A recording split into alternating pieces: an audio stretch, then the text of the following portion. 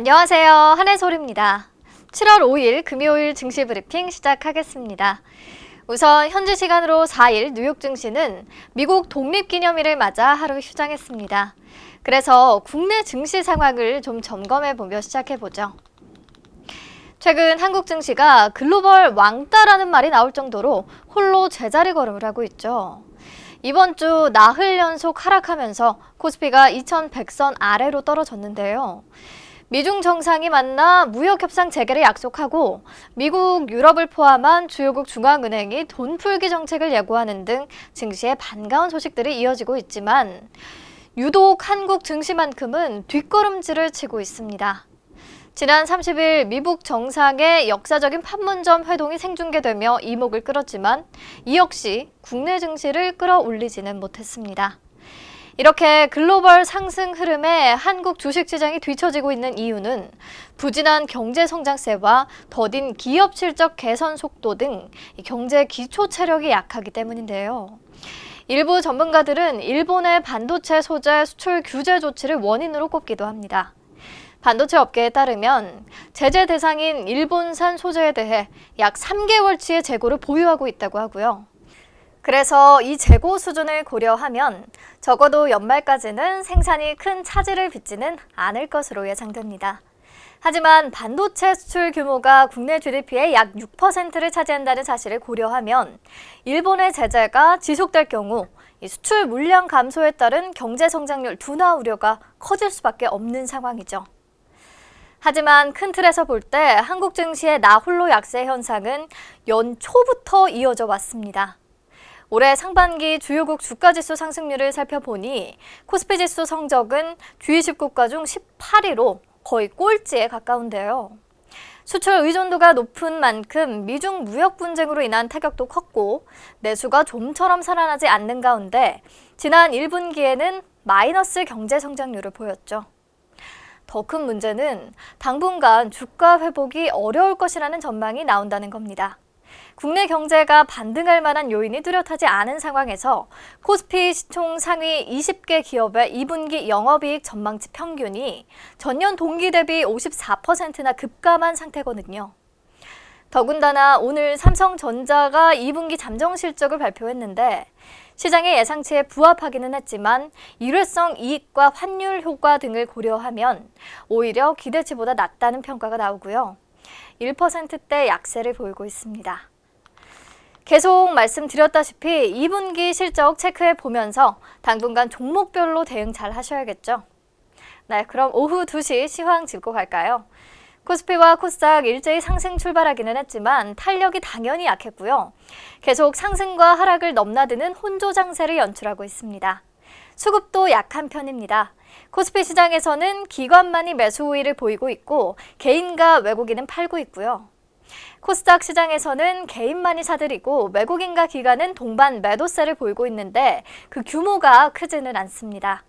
다행히 코스닥 제약 바이오주들 하락세는 좀 진정되는 모습이네요. 네, 그럼 오늘은 외국인과 기관 어떤 종목 담고 있는지 같이 보죠. 오후 2시 기준으로 외국인 순매수 상위 종목 코스피 시장 1위는 삼성전자, 2위는 네이버, 3위는 셀트리온이고요. 코스닥 시장 1위는 메디톡스, 2위는 HLB, 3위는 헬릭스미스입니다. 외국인들이 코스닥 시장에서는 제약 바이오주들 사들이고 있네요. 기관 순매수 상위 종목으로는 코스피 시장 1위는 아모레퍼시픽, 2위는 KB금융, 3위는 SK하이닉스고요. 코스닥 시장 1위는 네페스, 2위는 NHN 한국사이버결제, 3위는 아난티입니다. 네, 그럼 오늘 시장 이슈와 특징주 키워드로 바로 만나보죠. 첫 번째 키워드, 손정희 효과 톡톡히 누리는 AI주입니다. 여러분, 손정희 회장이 어떤 분인지는 잘 아시죠? 일본 최대 소프트웨어 유통회사이자 IT 투자기업인 소프트뱅크의 창업자인데요. 그가 어제 한국을 방문했습니다. 한일 관계가 급속도로 냉각되면서 경제 규제에 대한 관심이 뜨거운 상황이기 때문에 손정희 회장의 행보에 더욱 큰 관심이 쏠리는데요. 어제 마련된 문재인 대통령과의 자리에서는 한일 관계나 한국을 대상으로 한 일본의 수출 제한 등에 대한 문제는 언급하지 않았다고 하고요. 강연을 통해 특별히 강조한 분야가 있었는데 그게 바로 AI였습니다. 세계는 인터넷 시대를 거쳐 AI 시대를 맞았다라고 하면서 한국이 초고속 인터넷에서 세계 1등을 하며 정보통신 강국으로 거듭났지만 현재 AI는 다소 늦은 상태라고 지적했고요. 앞으로 한국이 집중해야 할 것은 첫째도 인공지능, 둘째도 인공지능, 셋째도 인공지능이라고 하면서 교육과 정책, 투자, 예산 등 인공지능 분야에 대한 전폭적인 육성을 제안했습니다. 그런데 우리가 왜 손 회장의 조언에 특히 귀를 기울여야 하냐면요. 과거에도 한국 역대 대통령들을 만나 이렇게 충정 어린 조언을 남겼고 이를 기반으로 수립한 정책들이 국내 경제에 큰 보탬이 됐거든요. 1997년 고 김대중 전 대통령의 초청을 받아 방한했을 때에는 첫째도 브로드밴드, 둘째도 브로드밴드, 셋째도 브로드밴드라고 하면서 초고속 인터넷을 통한 IT 경제를 일으켜야 한다고 강조했었어요. 김 대통령이 이 조언을 받아들여 정부 주도로 초고속 인터넷을 전국에 상용화하는데 주력했고요. 이후 외환 위기로 구제금융을 받던 우리는 IT 강국으로 화려하게 재탄생할 수 있었죠. 또 노무현 대통령 시절에는 온라인 게임 산업 육성을 조언했다고 하고요. 이 또한 한국 경제가 발전할 수 있는 힘이 됐습니다. 그런 손 회장이 이번에는 저성장 늪에 빠진 한국 경제를 일으킬 수 있는 묘안으로 AI를 제시한 거죠. 손 회장 또한 AI 기술이 향후 글로벌 경제 패권을 다툴 수 있는 가장 중요한 기술이라고 보기 때문에 소프트뱅크도 AI 중심으로 투자를 집중하고 있다고 하고요. 한국에서도 5G 인프라 기반으로 실력 있는 AI 벤처 기업들이 탄생한다면 손 회장의 비전 펀드를 통해서 기꺼이 투자할 의사가 있다고도 밝혔습니다. 왜 오늘 AI주들이 손정의 효과를 누리고 있다는 건지 이해가 되시죠? 오늘 시장에서 줌 인터넷이 특히 상한가 근처까지 오르면서 강한 흐름 보여주고 있는데 줌 인터넷은 최근 검색 포털 줌닷컴을 중심으로 AI 쪽으로 사업 확장을 노리고 있습니다.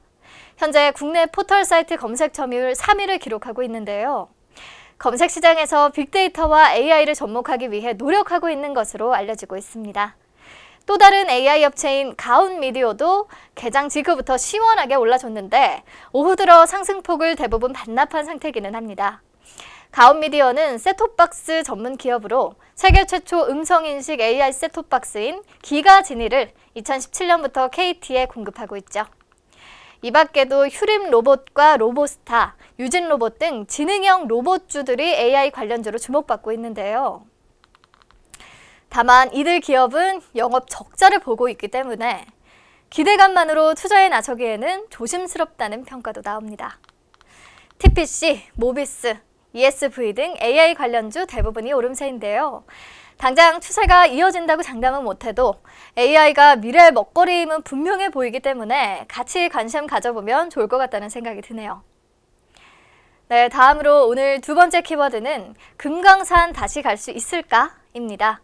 서른 더불어민주당 최고위원이 어제 SNS를 통해 이런 말을 남겼습니다.